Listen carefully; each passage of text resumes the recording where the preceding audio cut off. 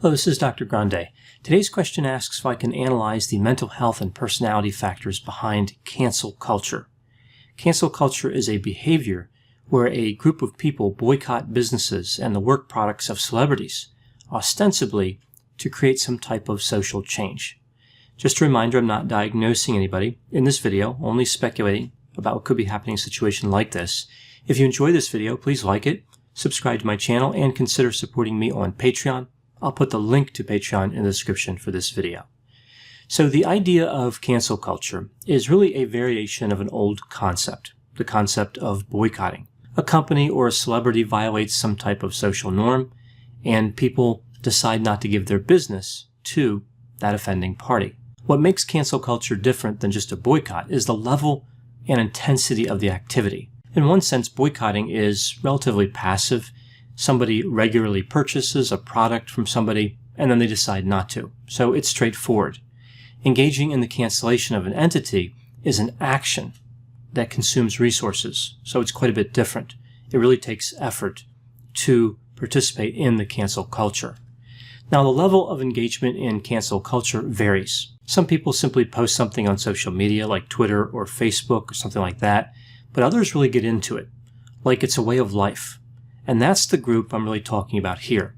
Not the seemingly normal behavior of someone being upset when something is offensive and taking some sort of action, but rather the obsession with causing harm. What we see here is that a very small percentage of active participants in cancel culture are responsible for the vast majority of the communication. When I use the term cancel culture in this video, I'm referring to this small, highly active group. One of the key parts of cancel culture is the set of criteria for something being offensive or not.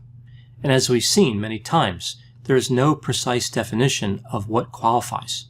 If somebody did something that is clearly offensive 10 years ago and they haven't done it since, does that make them eligible for cancellation? If they make a small mistake currently, does that qualify? Again, there's no way to know exactly what qualifies and what doesn't. Essentially, cancel culture demands perfection. The expectation is that businesses and celebrities know and follow a certain set of rules. And when they violate the rules, they must have done so intentionally and maliciously. Furthermore, a violation of the rules reveals that the offending party is evil in every way, beyond redemption. So we have dichotomous thinking here. People are all good or all bad. Given the characteristics of cancel culture, it's easy to understand why many consider it toxic. We see an increasing number of reports indicating it is unhealthy for everyone, the participants and the offending parties. The cancel culture appetite for destruction does not have limits. There's no satisfying people who harassed the offending parties. It's not like there's a clear set of demands and a course to meet those demands. It's rather just sheer aggression, an attempt to dominate. They want to assert their will through harassment by pretending they have some type of moral high ground and by making it seem like they represent the will of a larger population. Their behavior is really nothing more than a collection of tactics meant to limit free speech. So they have a few potential mottos. One would be, I can say whatever I want, but you cannot say whatever you want. The second, you don't need to think because I can think for you. And the third, two wrongs make a right. And I think that really captures the essence of, again, this extreme subset of cancel culture. They are okay doing things wrong to combat what they believe is wrong.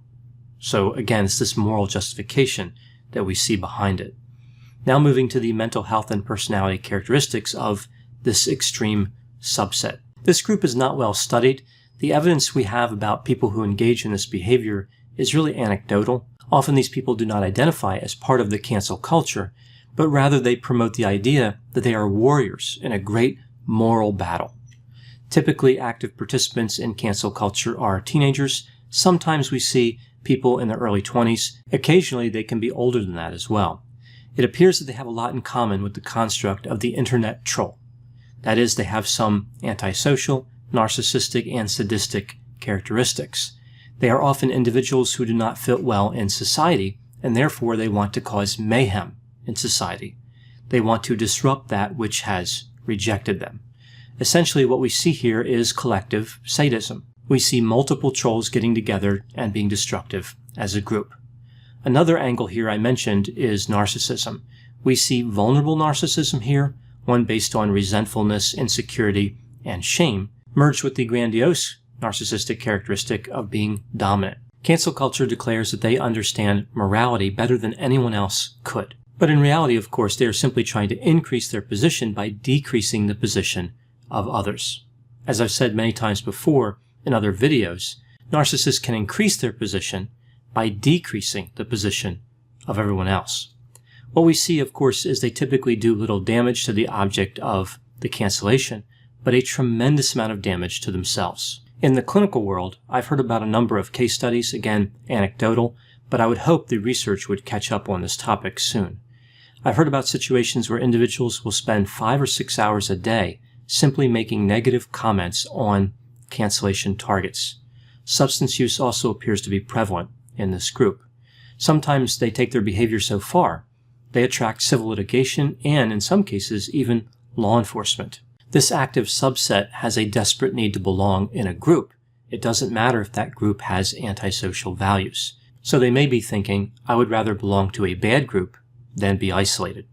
They can earn rank in that group by being aggressive. So antisocial behavior is really rewarded in this context. So what's the personality profile of somebody active at this level in cancel culture? Well, to conceptualize personality, I'll use the 5-factor model. I remember the 5 factors through the acronym OCEAN: openness to experience, conscientiousness, extroversion, agreeableness, and neuroticism. So with openness, we see a low level, we see rigid thinking, a limited appreciation for art, somebody who's not particularly creative, not intellectually curious, so really they're not interested in learning and growing. We see low conscientiousness, so irresponsible, impulsive, and disorganized. The extroversion level is mid to high. We see someone who's talkative, assertive, and not predisposed to carefully analyzing information. Agreeableness is low. We see limited altruism, someone who's not straightforward, and someone who is antagonistic. With neuroticism, we see the level is extremely high. A person in this group is highly emotionally reactive, angry, depressed, and they have difficulty resisting temptation. So if cancel culture hurts everybody, then what can be done? What should people do when they see a company or a celebrity that has violated some type of moral convention? The paradox of cancel culture is that its mission is supposed to cause positive change, but its method doesn't actually allow for growth. A course of action that allows for development would make more sense. Cancel culture simply makes everything worse. Also, because of the irrational nature of cancel culture, entities that are actually destructive can now fail to take responsibility. They can just say, oh, that reaction was just part of that cancel culture. I think a dialogue makes more sense. It's more effective than an attempt to cancel, some type of discussion that can allow for a meaningful change. The risks of being involved with cancel culture are simply too high for the participants, and of course, as I mentioned, the efforts of cancel culture are rarely successful. We even see evidence that suggests that the objects of cancellation can become more popular due to the increased exposure. So it may be true that there is no such thing as bad publicity. So those are my thoughts on cancel culture. Please put any opinions and thoughts in the comments section. They always generate an interesting dialogue. As always, I hope you found my analysis of this topic to be interesting. Thanks for watching.